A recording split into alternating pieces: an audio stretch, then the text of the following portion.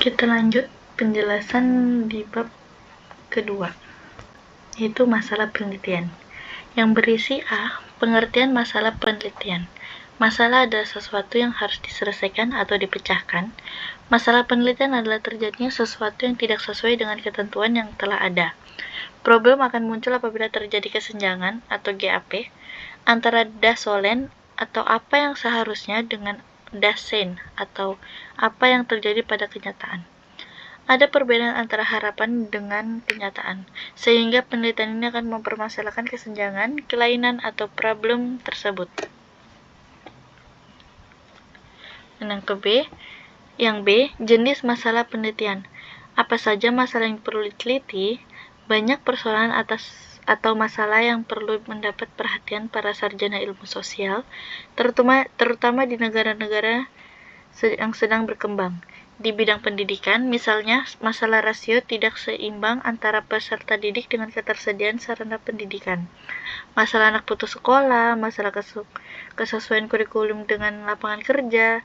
Di bidang kekeluargaan, misalnya masalah otoritas, disiplin, masalah hubungan kekerabatan, masalah pengambilan keputusan dalam keluarga. Dan di bidang agama, misalnya masalah hubungan antar umat beragama, hubungan agama dengan politik. Dan di bidang perekonomian, misalnya masalah industrialisasi, pemasaran, inflasi, modal, dan perusahaan asing. Serta masalah kependudukan, misalnya masalah kelahiran, keluarga berencana, masalah transmigrasi, urbanisasi, dan sebagainya. Masih sangat banyak masalah yang dapat diteliti yang bermanfaat bagi kehidupan umat manusia. C. Sumber masalah. Dari mana masalah diperoleh? Ada banyak sumber yang dapat dijadikan tempat untuk menemukan permasalahan penelitian, antara lain adalah: yang pertama, pengalaman di lingkungan pekerjaan. Orang yang bekerja sebagai penyuluh keluarga berencana akan banyak menemukan masalah. Yang kedua, laporan penelitian. Dalam laporan penelitian lazimnya setelah data disajikan, dianalisis dan diinterpretasi, kemudian diajukan persoalan-persoalan baru yang memerlukan penelitian lebih lanjut oleh penelitian lainnya. Yang ketiga, deduksi dari sebuah teori. Sebuah teori dapat melahirkan masalah baru yang dapat dijadikan masalah penelitian. Bukan teorinya yang dijadikan masalah, akan tetapi masalah baru yang diangkat dari hasil deduksi suatu teori. Yang keempat, kebijakan-kebijakan instansi, lembaga atau organisasi, kenaikan pangkat pegawai secara otomatis, atau berdasarkan kredit poin dan pelaksanaan tugas. Misalnya dapat dijadikan sumber memunculkan masalah penelitian. Selain sumber-sumber permasalahan tersebut di atas, masalah penelitian dapat juga diperoleh dari sumber berikut ini. Yang pertama, perpustakaan. Perpustakaan sebagai sumber belajar yang menyediakan buku, majalah, laporan, koran, dan sebagainya, merupakan sumber untuk menemukan masalah penelitian. Dengan membaca dan menelaah buku, majalah, dan laporan tersebut, bisa diperoleh masalah yang menarik dan penting untuk diteliti. Yang kedua, berdasarkan perasaan atau intuisi peneliti. Mungkin menurut perasaan peneliti ada sesuatu yang perlu diteliti untuk menemukan jawaban yang ada di balik suatu masalah tersebut. Yang ketiga, pengamatan. Pengamatan terhadap suatu fenomena yang terjadi, misalnya, ada anak yang memiliki kelainan pada saat belajar di dalam kelas, misalnya sering melihat keluar ruangan, tetapi hasil belajarnya tinggi. Yang keempat, melalui pertemuan ilmiah, seperti diskusi, seminar, simposium, dan sebagainya. Yang kelima, pernyataan seorang pemegang otoritas tentang sesuatu, seperti pejabat pemerintah, gubernur, bupati, camat, lurah, dan sebagainya. Yang D, evaluasi masalah. Masalah yang telah ditentukan kemudian dievaluasi untuk kemudian ditetapkan sebagai sebuah masalah yang menjadi fokus penelitian. Hal-hal yang perlu dipertimbangkan dalam mengevaluasi masalah adalah: yang pertama, masalah yang dipilih idealnya merupakan masalah yang dengan pemecahan tersebut akan memberikan sumbangan terhadap pengembangan ilmu pengetahuan baru dalam berbagai bidang, sehingga hasilnya berguna bagi suatu perkembangan ilmu pengetahuan.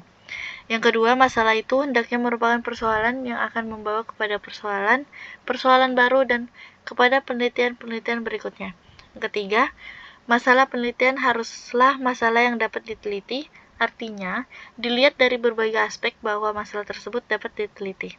Yang keempat, masalah yang akan diteliti harus sesuai dengan bidang dan kemampuan peneliti dan haruslah cocok dengan keadaan peneliti.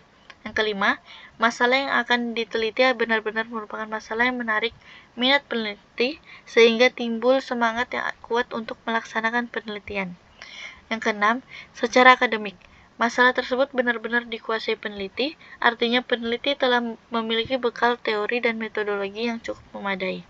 Yang ketujuh, waktu yang tersedia cukup memadai sehingga penelitian benar-benar dapat diselesaikan dengan baik, artinya tidak setengah-setengah. Yang E, merumuskan masalah penelitian. Perumusan masalah merupakan formulasi kalimat yang dapat berbentuk pertanyaan yang akan dicari jawabannya melalui kegiatan penelitian. Pentingnya perumusan masalah ini untuk memperjelas hal-hal apa saja yang menjadi pertanyaan yang memerlukan jawaban. Sebab dalam judul penelitian belum tergambar secara konkret hal apa saja yang akan dicari jawabannya dengan mengajukan pertanyaan. Oleh karena itu, dengan perumusan masalah penelitian, akan menjadi sangat jelas apa yang ditanyakan dan apa yang akan diketahui sebagai jawaban dari pertanyaan tersebut. Yang F, fokus penelitian.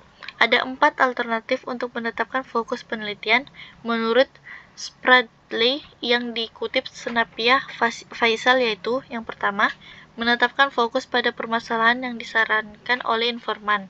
Yang kedua, menetapkan fokus berdasarkan domain-domain tertentu atau organizing domain. Yang ketiga, menetapkan fokus yang memiliki nilai temuan untuk pengembangan ilmu pengetahuan dan teknologi. Yang keempat, menetapkan fokus berdasarkan permasalahan yang terkait dengan teori-teori yang sudah ada. Yang G, bentuk rumusan masalah penelitian. Rumusan masalah dalam penelitian adalah bentuk pertanyaan yang akan mengarahkan penelitian untuk mengumpulkan data di lapangan. Secara umum, terdapat 3 bentuk perumusan masalah penelitian, yaitu sebagai berikut. Yang pertama, rumusan masalah deskriptif adalah rumusan masalah yang mengarahkan penelitian untuk mengeksplorasi atau memotret situasi sosial yang akan diteliti secara menyeluruh, luas, dan mendalam.